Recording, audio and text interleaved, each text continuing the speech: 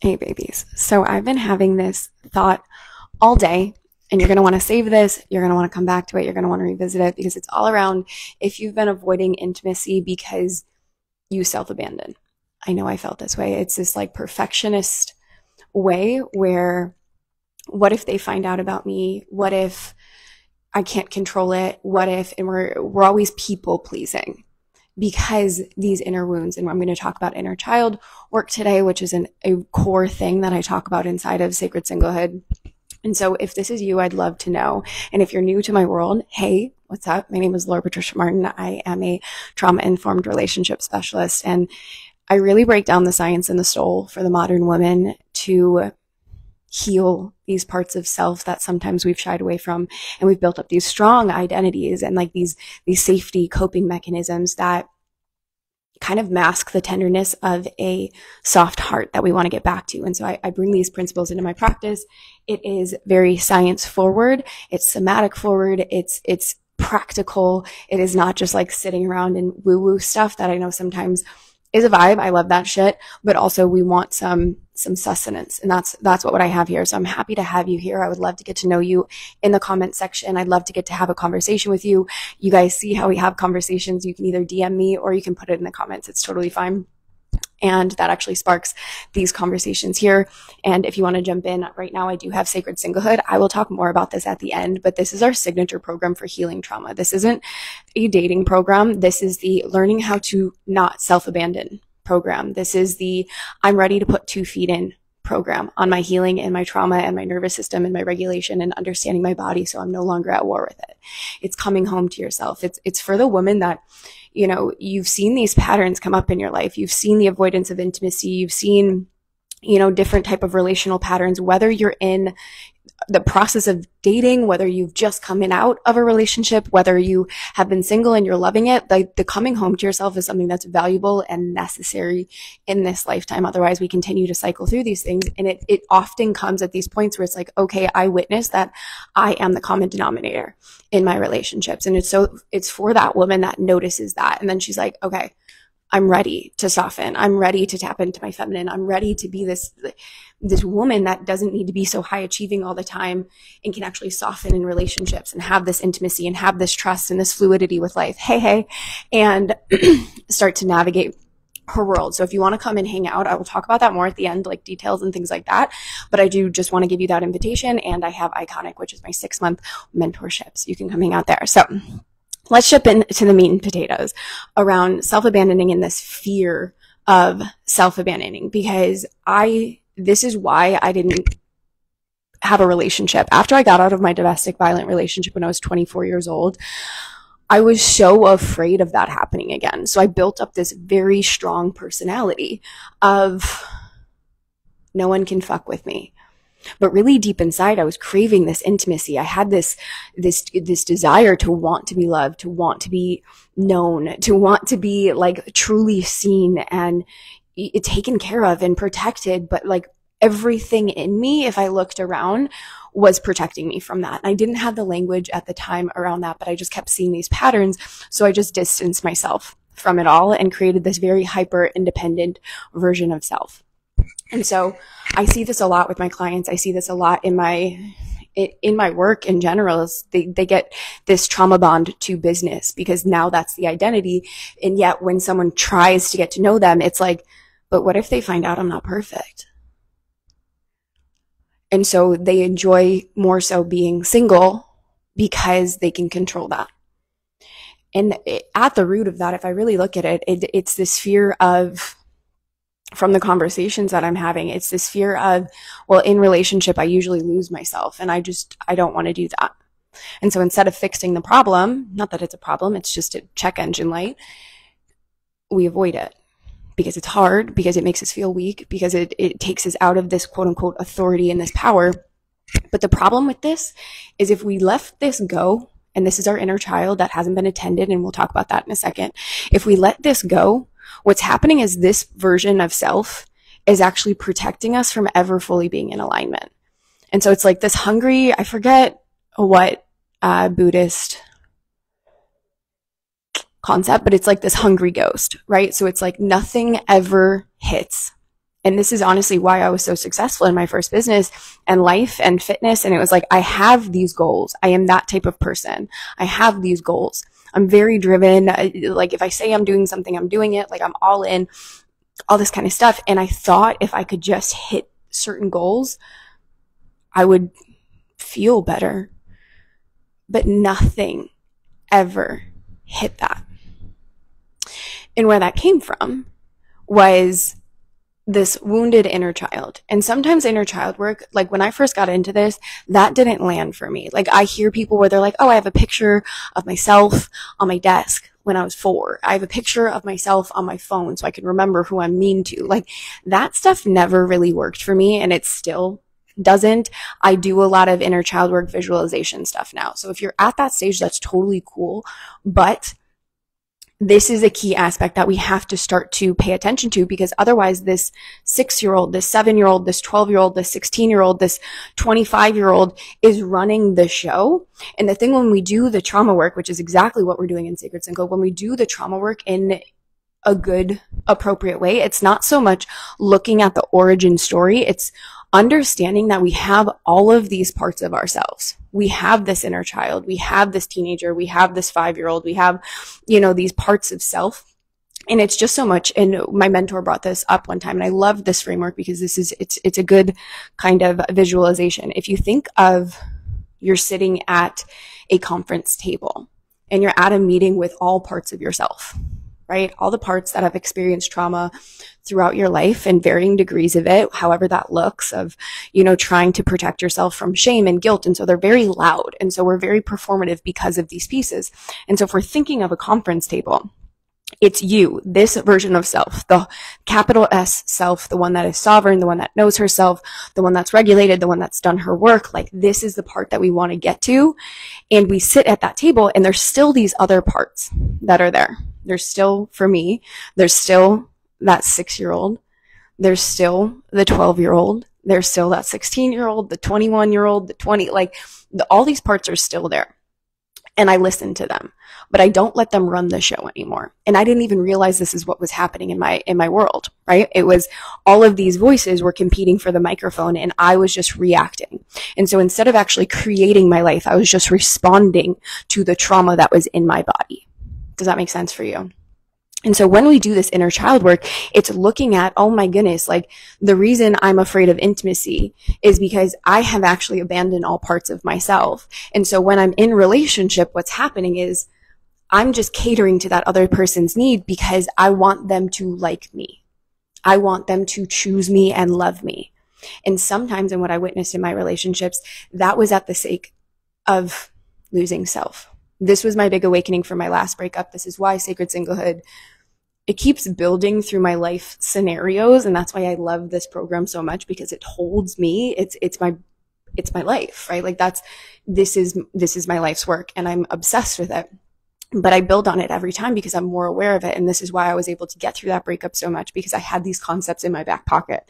And so I looked at, oh shit, like in my last relationship, because it was so fragile, it was, not toxic. Like it wasn't a bad relationship. He just wasn't ready, right? Like wrong person. And I was ready. And so if I look at these things, it was like, oh, let me just be a little bit more quiet. Let me not talk about things that I'm passionate about, which is self-development and growth and all these kind of things. And, having this residue of like, if I keep bringing this up so much, will he leave me? And so I'd stop bringing things up. Losing sense to self, quieting that inner child, telling her she's too annoying, telling her she's insecure, just totally distancing myself from that. And instead of running my life from this sovereign, I love myself so fucking much energy, it was this, I'm going to be quiet so I don't disrupt anyone else's happiness. And so during my single woman summer, when I was really witnessing these things, and you can go back and look at the posts that I shared about this of, the wounds of rejection and abandonment and all this kind of stuff. Like when you make the choice and you witness these things, it can happen at quantum speed. This is truly why, like when I met Sexy Man, who is the love of my life, like he is my person, I wasn't looking for him. It wasn't, I was so in love with the woman that I met. in a matter of 4 months. Like I am my favorite version of myself. So he was just an amplification of the work that I already did. And so it didn't take away from the things that I already had planned for myself, because if he couldn't keep up with my life, then it wasn't a good fit, and I was okay with that. It wasn't about being chosen anymore. It wasn't about overperforming. It wasn't about the clients. It wasn't about all this stuff. It was like, who do I know myself to be? And can I take the time to really figure that out without like needing to blow up my business and needing to do these things? You guys saw that happen in my life. If you've been here for a while, where like my business just expanded, like the vision just expanded. You know, we started the podcast, we started all the channels, we started the collaborations, we started the different programs, we started talking about trauma more and relationships, and it expanded because I was in more alignment. And that's what happens, right? There's no longer this hungry ghost of like, I need more. I need to be filled up more. I need to, like, nothing satisfies. It's like, I'm growing because I'm just curious about life. And are you on board with that? And then your life becomes this match to all of these aligned situations that you don't really have to try for. And I think this is where we get lost, because it's like, oh, I'm just going to avoid this thing so I can push more, and I can do these kind of things, and I can self-abandon, and I can lose intuition, and I can respond from this scared inner child. So I can respond from this 7-year-old who's always worried about not being good enough because her parents never noticed her. So instead of, you know, the good girl, oh my gosh, look, you pooped and you did all these kind of things, to now no one noticing her. So now she's a high performance and graduating school super quick and, you know, top athlete and doing these kind of things. Like, how good can I get so you guys will just love me? To now knowing, no matter what, that I'm loved. And that's reflected back in my relationships. That's why I have the most extraordinary friendships, like my community, my actual, like, I love my online community too, but like my actual friendships in my life, they're my core. They're everything. When just 3 years ago, I didn't let anyone in enough to see me because I thought I had to perform. Right? And you may relate to that, you may not, or like the relationship that I have with Sexy Man, where it's like, it's no longer, and this took time. I'm not going to lie. It took some time to get into this space of like, I don't need to perform and be perfect in order to be loved. But and I really do want to reiterate this fact where it's like, you don't have to have it totally healed and figure it out. You don't have to go on these 2-year journeys and these like sabbaticals to figure out and heal your inner child and take all these things. You're more than welcome to. But I think sometimes we get stuck in this healing phase where we're cutting off all things of life because we're so afraid of humans in general. And we're so afraid of someone seeing ourselves as quote unquote weak. And so we're not actually living our life. And the whole point of healing is to then re-enter the flow of your life. And so I say that because when, like I said, I just went through my breakup 4 months before I met my boyfriend. It wasn't the plan, but in those 4 months, I fell wildly in love with my solitude, myself, my understanding of self. There was no more shaming these parts of myself that had gotten me into domestic violence and drugs, and this whole part of myself I just kind of forgot about and tried to perfect my way out of, to then standing in this space where it's like, what I want you all to feel when you watch these things, read my content, engage in my programs, whatever it is rest. That you no longer have to run from yourself, that you feel home, that you feel powerful in who you are, that there's no fear of someone finding out that you have jealous tendencies or you're a little bit codependent or you have these parts of yourself, because we are all imperfect human beings. And the way that I see this showing up is like in dating, and I see this with friends and I see this with clients, where it's like, they haven't necessarily fully healed that part, that healed this relationship to the fact that like, you're flawed. You are beautifully imperfect. And so we're looking for this perfect partner that will somehow validate, and we will then not have our imperfections because we will rise because of this. This is what my post was about earlier, where it's like, sometimes we're looking for this future partner and our list is so long of all the things that we think that they need to have, when really that's just an internal reflection of the things that we want. This is why I love Sacred Singlehood, because it's looking at that. How can you now become that version of yourself? How can you look at all of these different archetypes that run our life without shaming them, without saying, oh my God, no, I don't have an inner child. She doesn't run my show. I don't do this. I'm like, that's a block. That's really cute. That's her defending it. We also have a teenager who's fucking rowdy and she's rebellious, or she's proving, or she's jealous, or she's insecure because she's going through puberty. Like, there are so many parts of ourselves that, because of life and a masculine world that we live in and trauma, we think we have to be perfect. I know I felt that way. And the coming home process that I've done through Sacred Singlehood, that I've done specifically in the last 5-6 months, is this coming home. Is this what I teach you guys, is when you no longer have to run, you rest, and your body can relax, and your health heals, and your brain softens, and your femininity comes out, and your sexuality blooms. Like, it's truly an art form to be in that, and I don't see enough of it. I see this strive for perfection and avoidance of childhood trauma. And you might not even identify with, like, I haven't had anything big happen. We've all had something. And so can you validate the part of self that needs to be validated in this, in that kind of space? Because sometimes when we're sitting in it and we're like, well, I don't have any big T trauma that happened in my childhood. Okay. You might not have big T trauma, but there's this thing in life where these micro traumas happen, where, you know, you might not have been picked for the dance, or your mom may have made comments to you in passing, or a friend group falling out, or all these different things that could have happened in your life that now create the big T effect of rejection, abandonment, shame, guilt, disappointment, that keeps you from putting your full self into life. And so I want you to really look at these things where it's like, where can I see myself not going all in my relationships out of fear because I don't trust myself? Where do I see myself not showing up in the way that I want to show up, and I'm afraid to dress in the way that I want to dress because I'm afraid of fully actually being seen? And so I kind of doll down myself and what makes me actually feel magnetic and shine. Where do you feel this kind of stuff? Maybe you feel the pull to my work. Maybe you feel the pull to, trauma work and shadow work. But then it's like everything in my body kind of tenses up because I'm a little afraid of that. And so instead of knowing self, current self, capital S self, this moment right now, who you are in this moment, can handle everything, we're responding from that fear, which is likely that younger version of self, because that's our subconscious going, hey, last time I felt this bad thing happened.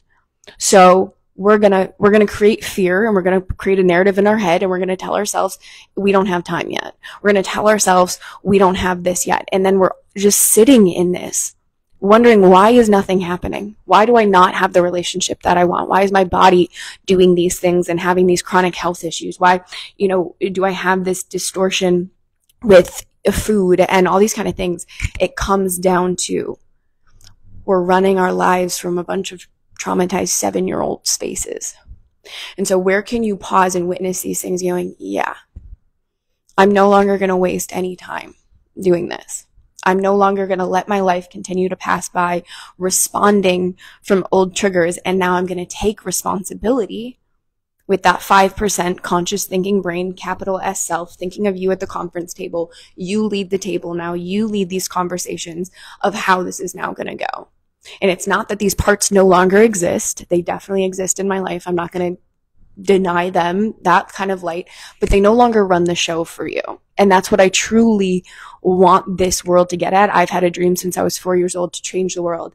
I have said that. I used to fill little heads of Gandhi with little cutouts and stuff, and give it to my dad.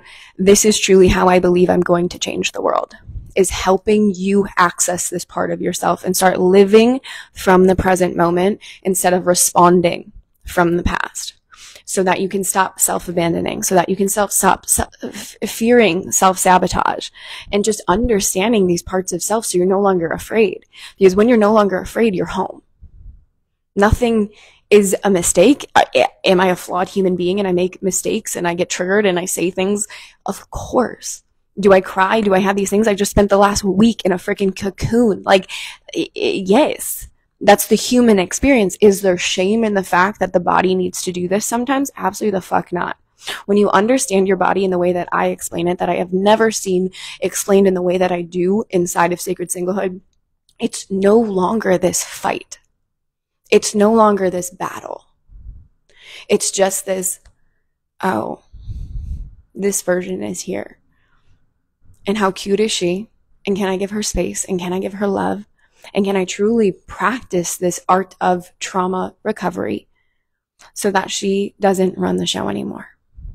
Like, who would you be if you ran from, you know, when you're listening to like motivational things, when you're listening to things like this and you like walk away and you're like high on life and you're like, I feel like a better person already. And then like within 15 minutes, you're like back to being like, whatever. Who would you be if you were always in that high of life? Like, what situations would you start to call into your life? What type of relationships would you call into your life? What are you ready for in your life? That, if you don't have it yet, it's protection. Like our nervous system, the relationships and the situations and the things that we are always a match for the things that come in. That's why I wrote a post. I haven't posted it yet, but it's like all my exes are lessons. I'm not mad at any one of them. They were an indication light of what it was going on in my life. Every scenario that happens in my relationship, I can sit and I can be like, there she is again. There's that insecurity. There's this inner child. There's this teenager. There's this 22-year-old. Here's these parts of self. And instead of shaming that, it's just like, there she is. Now what do I want to do with it? Who would you be if you knew yourself like that? What opportunities would you call in? And honestly, sitting with like, why aren't we doing something about that? Because this isn't something we journal. This isn't something like we watch a live and somehow things change. Like, I really wish, and it's a good starting point. I'm not going to lie. Like, I started to get my foot in the arena because I TED Talks and podcasts, and that's why I do so much free content, because that's where I started. But for anyone that is looking to like do this with someone that fucking gets you, that someone that has walked this ringer, that someone is, one, educated in science behind it, and two, actually has lived it. And you know, it's like, I'm done fucking waiting for my life to start. Like, you're at that phase where it's like, I'm doing the successful things. I'm like running, I'm these companies and, or like my family or whatever it is. Like, you don't have to be an entrepreneur. You know, it's your household, it's these things, but like you're achieving in these departments of your life, but nothing is hitting the way that you want it to. I can freaking bet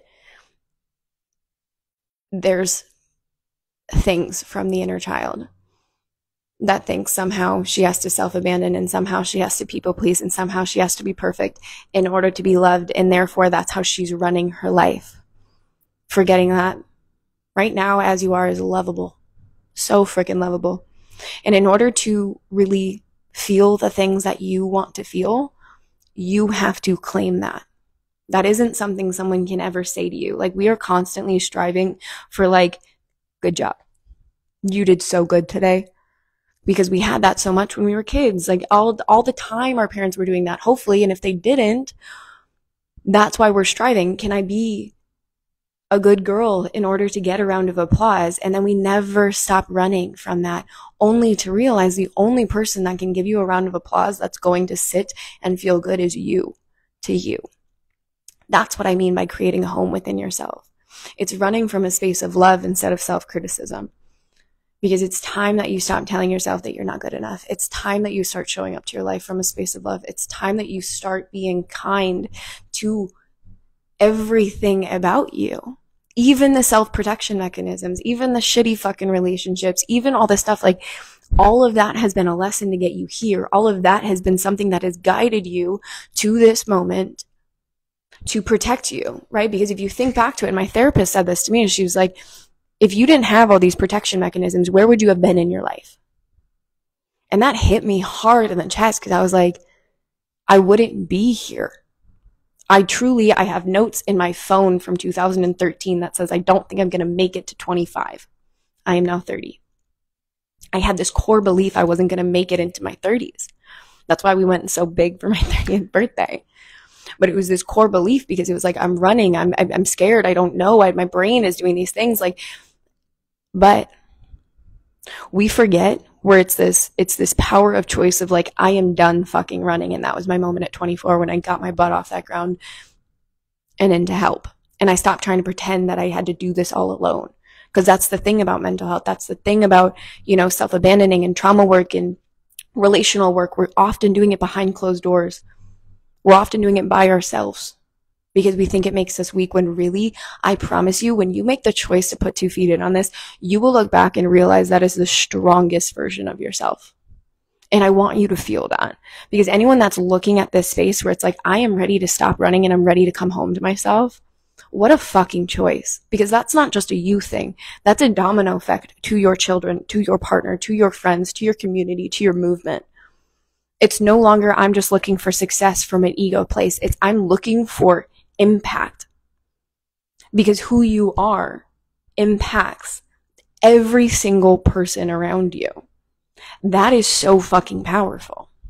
And so when you can hold that and sit there and it's like, oh, you're brilliant and brave.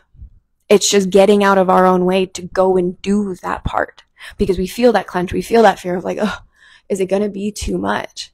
Am I going to be too much? Can I hold looking at these shadows? Of course you fucking can. It was too heavy for that younger version of you. That's why we created these coping mechanisms, these personality traits, all the things that have kept you safe up until this moment. You've created those because they've protected that younger version of self from shame, from guilt, from rejection, from abandonment, from whatever it is that we are trying to mask with this perfectionism. It has kept you safe until now, but it is not too hard to carry for the 30-year-old, 40-year-old, 50-year-old, 60-year-old, 70-year-old, 80-year-old, however old you are. It is not too heavy for this version of you to hold. And I really wish more of us did this work in the world that we would live in. Like, can you imagine? We would just be like in the healthiest relationships, and we wouldn't be like, the biggest thing I see in relationships right now is the fear of intimacy. This is why. We don't do inner child work. So it's this constant fear of like, is someone going to find out about me and find out I'm flawed? Find out I'm jealous? Find out I have codependency? Find out that I like made a huge fuck ton of mistakes when I was young? And what if they find like, and maybe those people are right. Maybe I am a bad person. I have no fucking clue. So let me just be perfect so they don't think that about me. And so there's no shortage of fucking dates. Like there's not. You can walk outside right now. You have an app that you can download for thousands of people. You can even go to different states. You can long distance, like different countries, different continents. Like there's no shortage. There's shortage of intimacy. And so instead of blaming the outside world, it is so fucking time. It is time that we sit with self and we stop abandoning it. We start to take radical ownership over who we are, how we speak, how we show up, what's going on, who is running the fucking show. The person you are, capital S self, right now, or the trauma and the wounds that are protecting you. And this isn't an overnight thing, right? This is something that is compounded over time. It does happen at mind-blowing speeds in my world. I'm not going to fucking lie. It's fucking revolutionary what we do, because that's the trauma work. It is not just the mind. You don't just learn about trauma in my world. There is enough. There's enough on this internet. There's so much knowledge. There's so much fucking knowledge. It blows my mind. There's information. We can go online. We can Google anything. We can watch TikToks and things like this all day long. There's no shortage.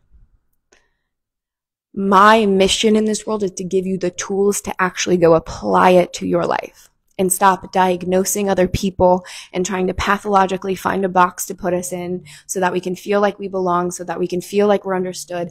Instead, get to the point where you're actually utilizing these tools. And that's why I love fucking Sacred Singlehood. Like it needs to be in schools. Like I don't know how no one is taught these things. But when we can sit in these spaces and understand, oh, this is what's going on in my nervous system. This is like, it doesn't feel like it's too much anymore. It doesn't feel like our emotions are too much anymore. It doesn't feel like our needs, our wants, our desires, the way that we communicate, the way that we, want things in our life. It's no longer too much. It's perfect. It is perfect because it's you and there's nothing wrong with you. It's what you want. And to have that freedom to communicate that is such a freaking gift. Like the women I am surrounded by that have done this work, my heart for them. Enjoying it anyways. So Sacred Singlehood would be the next step of this. And that is like I said at the beginning, this is the program to coming home to yourself. It's where you learn about the science. I am a very left brain human being. And when I was going through this work, there's a lot of woo-woo stuff when it comes to trauma. And there's a lot of like origin story stuff. And I didn't want to fucking talk about all of the things that had happened to me. I was exhausted by it. And anytime I looked at quote unquote embodiment work or body work, it was very woo-woo and it didn't land for me. Look at me. Like I am a very city girl. And I needed something with hard facts and something I could apply to my everyday life that was practical, that wouldn't get in the way of what my trauma responses have given me, which is success and a fucking hungry ass ghost that was succeeding and is succeeding, and this like savage energy. And I felt that. And so I wanted to create a space that blended all of these things together, where entrepreneurs, women, mothers, people that walking all areas of life that have a desire to soften can, doesn't it? If we don't understand the nervous system, this needs to be plugged in, I assume, then we are constantly in a battle of our body. And so what makes this different and what I love about it is it breaks this down. So we start with nutrition, we start with balancing the nervous system, we start with understanding uncertainty, we start with, yeah, it's just like,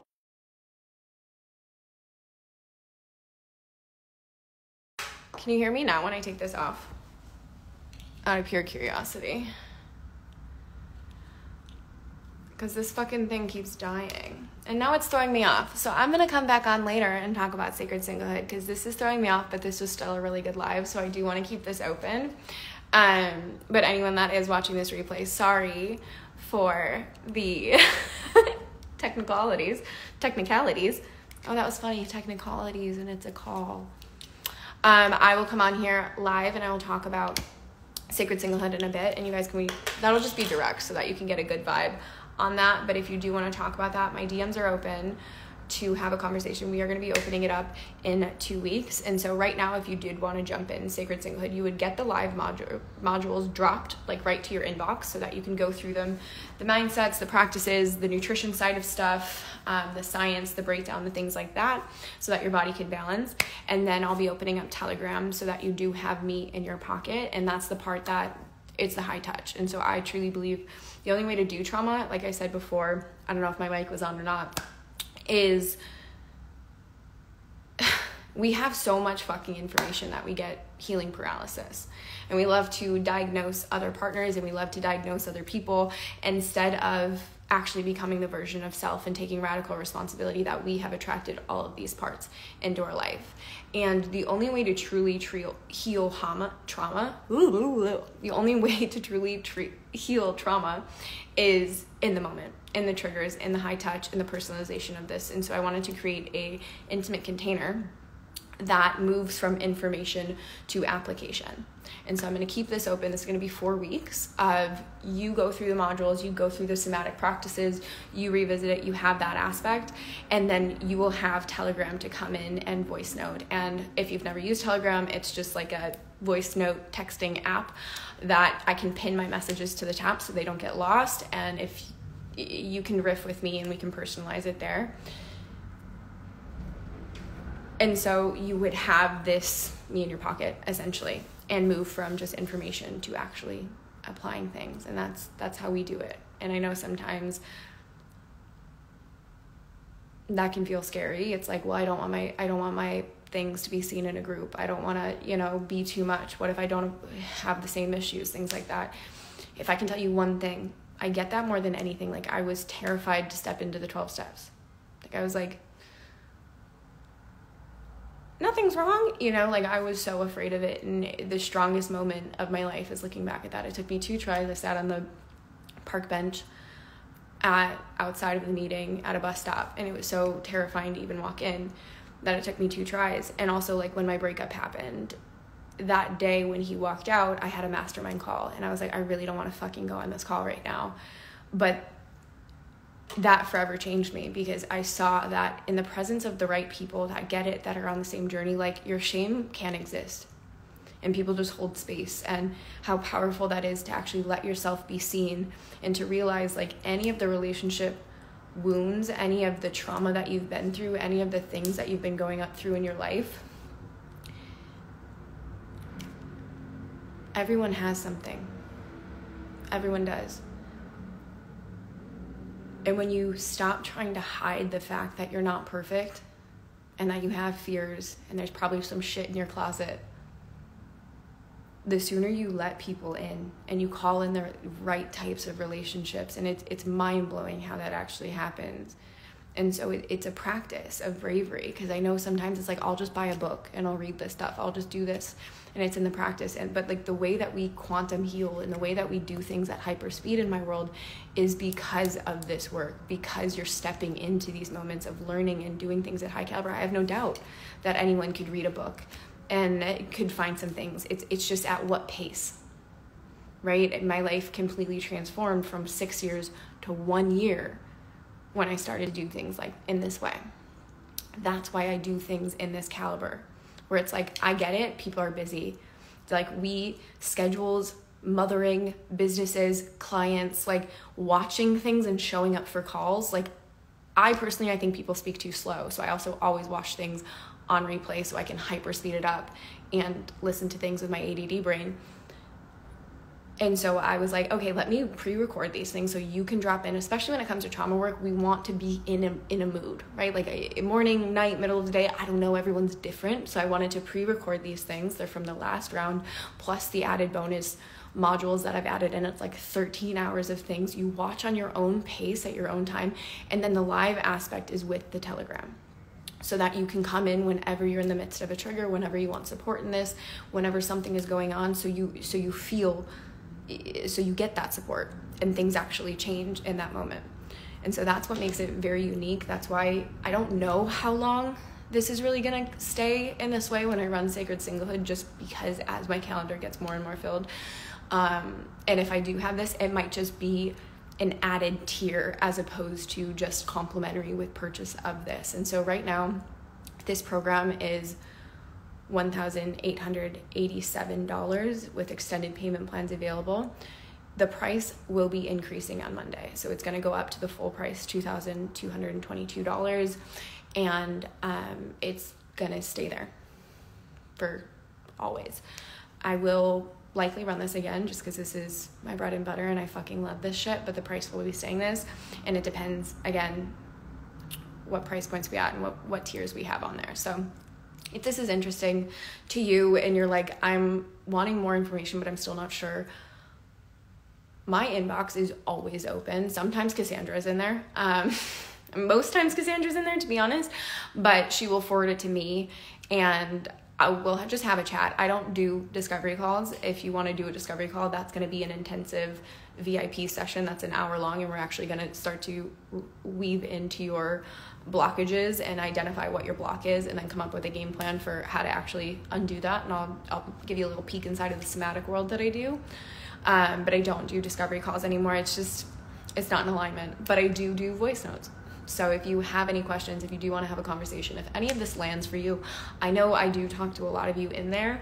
I do not coach in my DMs, but I know sometimes we need someone to guide us through a sale. Like I did this with my mentor, Shoshana. I was investing in the year-long mastermind. I'm already in her mastermind, and I literally sent her a voice note and I was like, can you just sell me on this? Even though I'm in, can you just talk me over the ledge? Like, can you mentor me into doing this? And she's like, I got your freaking back. Let's go. Like, it was like, she was like, you already did it. Like, and then she cried on the phone. It was the cutest thing. But sometimes we need that. Like, I needed a push, even though I know I want it. I know the things, but like my brain is like, fuck, this is a lot of money. This is what's going on. Da da da da. What if it doesn't work out? Da da da da. Like all the things. And I'm like, but I trust you more than anything. And like, I want this so much. And I know my nervous system is just trying to protect me right now. So can you just push me up, or can you just like give me a little motivational ding, ding, ding, what you do best? And she's like, I got your freaking back, let's go. And so that is exactly what I do. Like, any questions you have, any fears you have, any mentoring you need in that moment, like, it is literally just as if you are going into a freaking luxury store. They don't hound you, they don't do anything. Like, they don't freaking care. They come in and they want the best fit for you, and it's okay if you don't fucking buy anything. Like, that's how it is. I worked in trauma. Like, I'm not gonna fucking sell you. I'm not gonna chase you down. But I feel like sometimes we need that invitation. I'm a projector. We live on freaking invitation. So I just want to give that invitation that if you have any questions about any of our programs, Sacred Singlehood, any of our product suite, one-on-one iconic, VIP days, somatics, like all the things that we have, because we do have a wide variety of offers. Mailbox is always open. I'm going on riffs now, obviously. I think that's it. Anyways, this one was nice. I think inner child work should be taught in schools. Let's all put it out there that Sacred Singlehood will be taught in schools. But for now, it's Sacred Singlehood, and it's in this world. But hopefully this landed on your heart. And if it did, let me know how this was for you. I always love to see in the comments when people are sharing their takeaways, and share it with someone. Make sure you share it with someone, because one, that helps marketing on my end, and it means the world because these are free. And two, it's how we have conversations, because sometimes we can't find the right words. I know I do this a lot with podcasting. I'm like, this is what I did this to my partner the other day. I was like, this is what I'm working through in therapy that I can't find the words for. Here you go. Like, it's one of these things. And so sometimes that can create intimacy when we don't have the words for people when we're going through something. And it's like, this is actually what I'm navigating, my people-pleasing tendencies, my fear of abandonment with you, and this is why I have my walls up, and this is why things are happening. Like, this is it. Like, sometimes that helps. So hopefully that helps with you. I love you. I will be seeing y'all a lot this week because it's the last week of launch. So we're going to be here. We're going to hang out. If you guys have questions, all the kind of stuff, just keep an eye out. I will make sure to try and maybe tell you I'm going to go live in my stories, but most likely I'm just going to wing it because it's kind of how we roll here. What's up? So I love you. Enjoy your day. Enjoy your weekend. And I will see you somewhere on the internet. I'm going to go fly to Florida later. I get to see my boyfriend in a few hours. I'm going to freak the fuck out. Okay, bye. I love you.